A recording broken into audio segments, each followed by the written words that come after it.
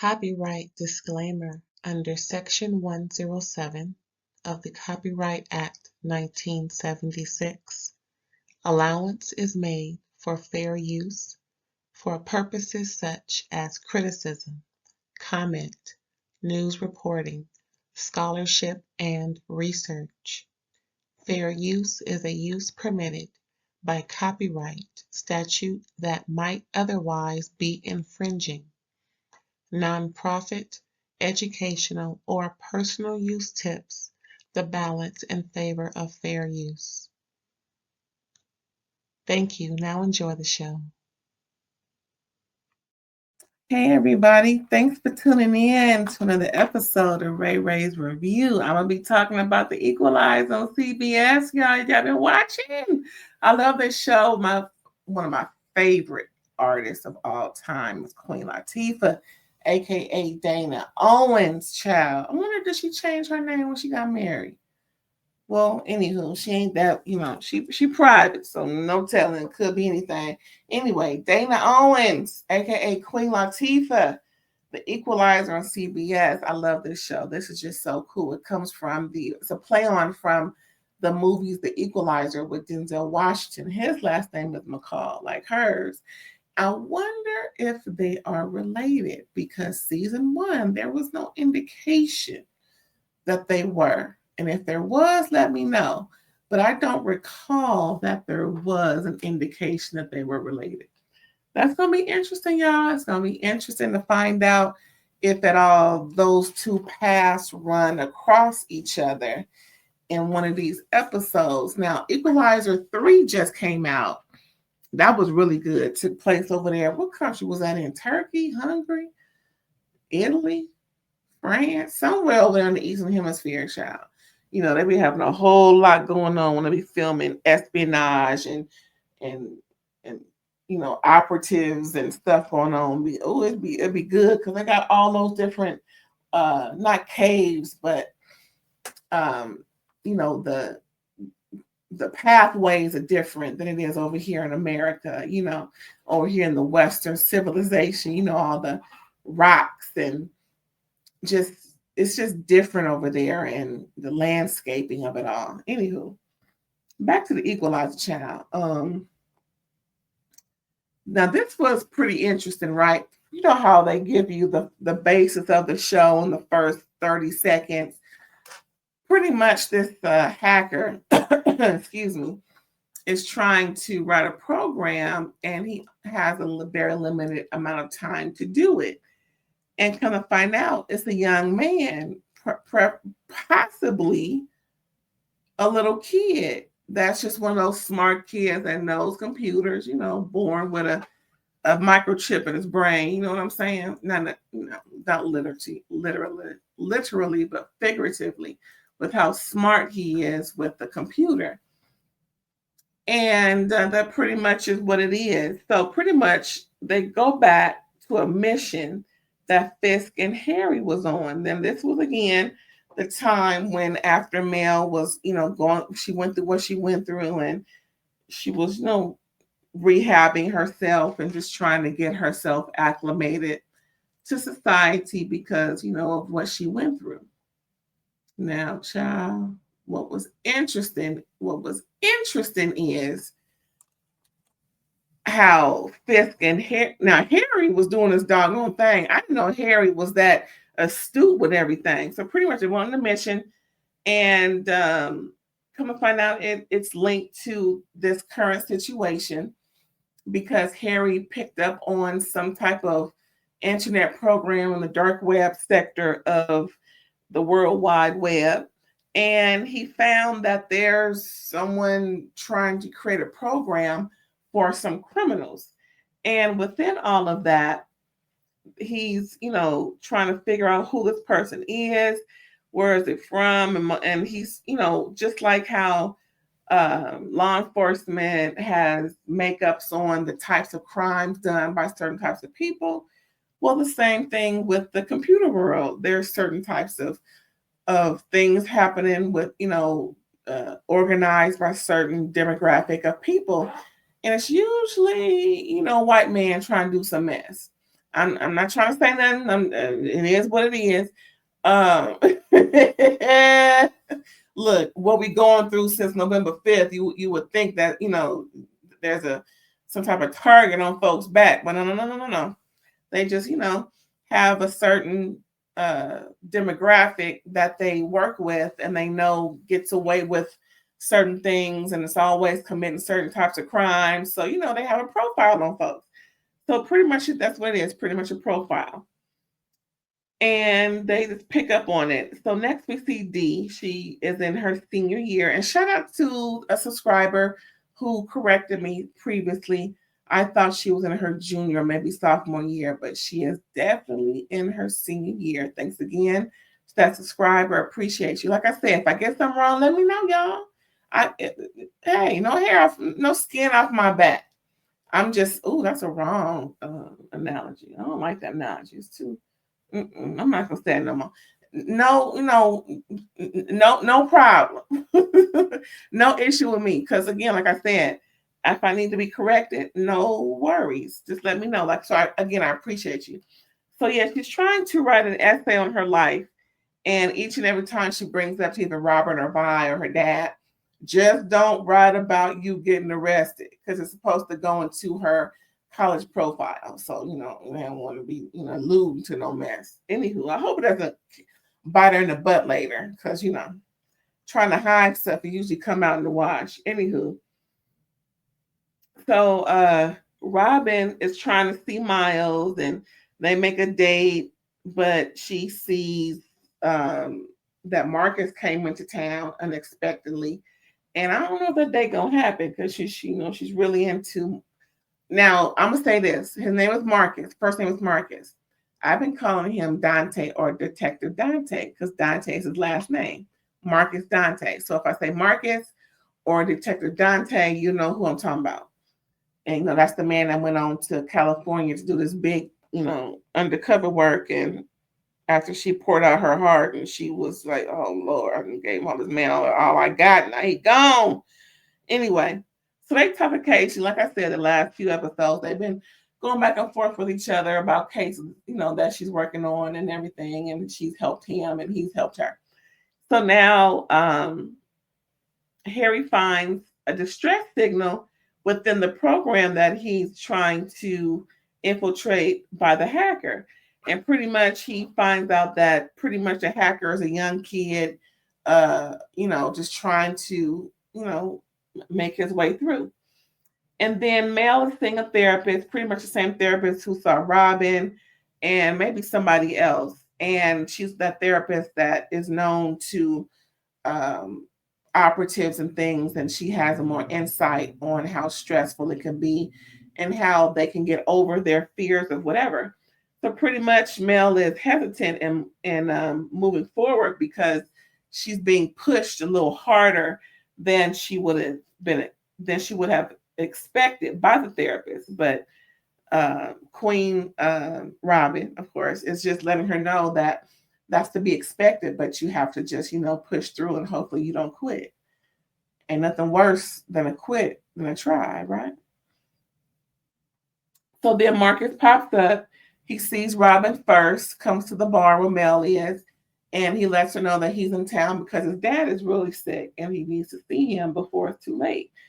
And pretty much, Robin is all happy and everything, but she knows he's gonna go back, so she's just living in the moment. You know what I'm saying? They make plans for later.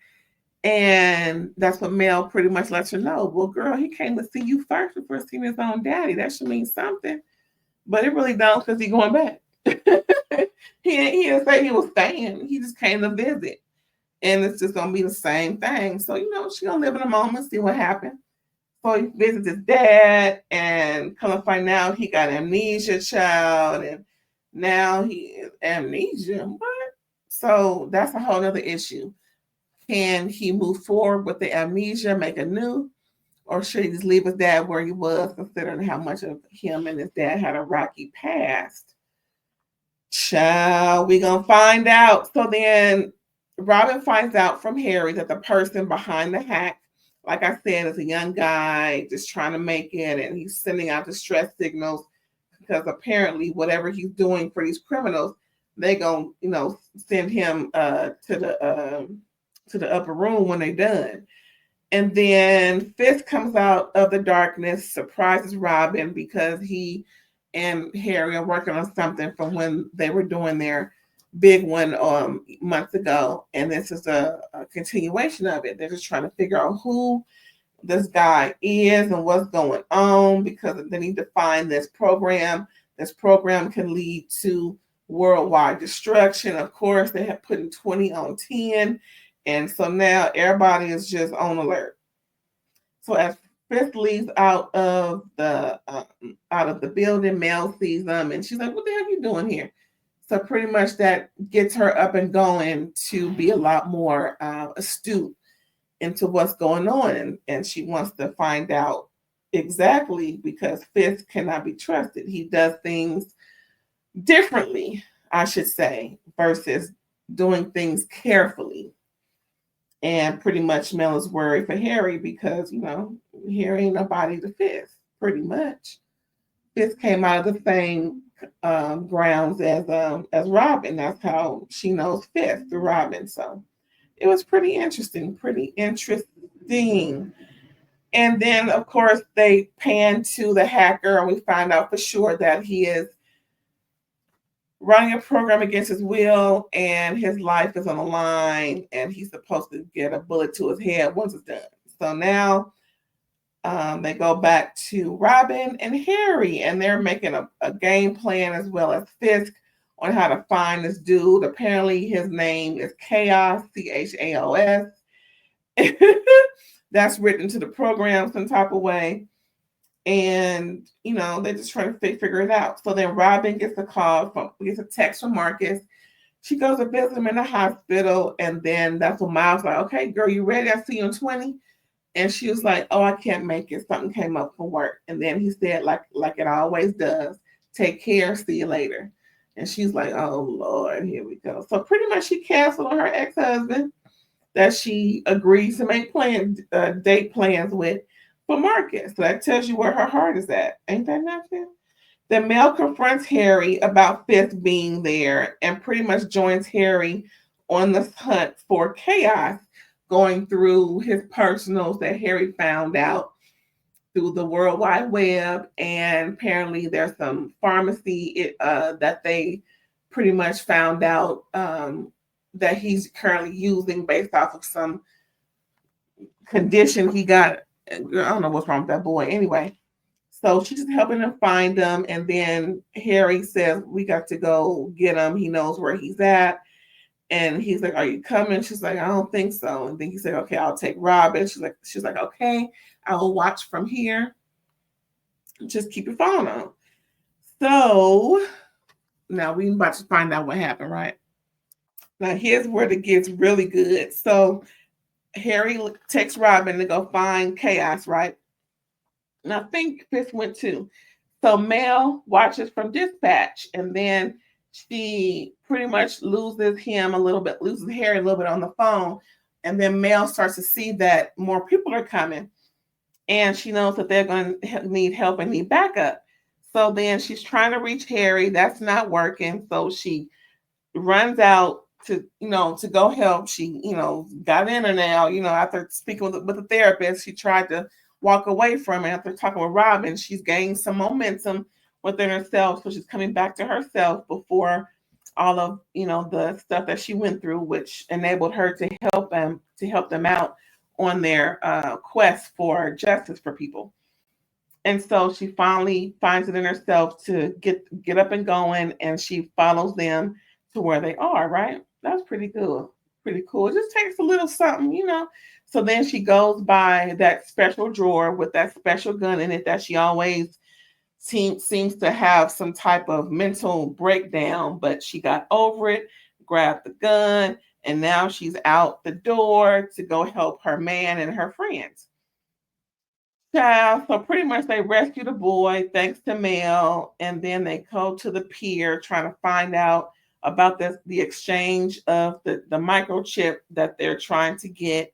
And they finally get that. And then towards the end, the young man is told to stay where he is so that he's not harmed, because they know who he is. They don't know who they are. They meaning Robin, Harry, and Fisk and Mel. So the boy don't listen, and then he lets Harry know that he's trying to find homeboy who was, messing with him when he was trying to get this program together, because he doesn't want him to evade getting captured. So the boy ended up getting captured himself. You know how I go. He ended up getting captured himself, and then Fisk risked his life for the boy, and then Fisk pretty much gives Robin a clue as to what's about to happen. So right when Fisk exchanges his life for the boy, they get on the little ferry boat, and then she figures it out, and right when she figures it out, the boat explodes, and Fisk is presumed dead on the boat, but the boy is saved. The what do you call it? The um, computer chip information is saved, and all is well, right? So we think. So we think. So then Robin hears Marcus on. So Robin pretty much goes to Marcus at the hospital, and Robin hears that Marcus is on a new path with his absentee father, whether or not Marcus is going to continue with the amnesia and have a whole new life with his dad, or is he just going to leave the dad alone and just, let it go. But, you can't leave him alone, because Marcus got two boys that knows the grandfather. So it's best that he continue with the amnesia. And then once the amnesia wears off and the granddad gets his memory back, they can, pretty much resume good times, because no matter what, they're having a good time, and that will not be erased because of the amnesia. As his memory comes back, that'll be compounded with the new memories that he is making with his family. So I don't think Marcus is gonna leave his dad alone for the sake of his kids. I just don't. Anyway, so next we see I'm by schooling Robin on Marcus, and pretty much this is the end part. This is pretty dope. You know how Miles was in the background waiting for Robin to come back into things and get settled and everything. So now Robin is on that receiving end, because no matter what, even if Marcus is in town or if he's out of town, she's always going to be, back burner to his job. So, that's pretty much where Miles is with Robin, and how Robin is on the receiving end of what she's currently dishing out to her family. So in a way, it's like a full 360 moment with her recognizing how it is to be Miles and recognizing how it is to be Marcus. But she is her own woman, and she has some decisions to make. And Amvi pretty much helped her realize that. Ain't it funny how the tables turn? All right. Shout out to Saucy Santana. All right, y'all. That was the Equalizer, season 5, episode 4. I hope you guys enjoyed it. I appreciate you for coming by, dropping by. Please don't forget to like, comment, subscribe, and share. And I'll catch you next time. Bye.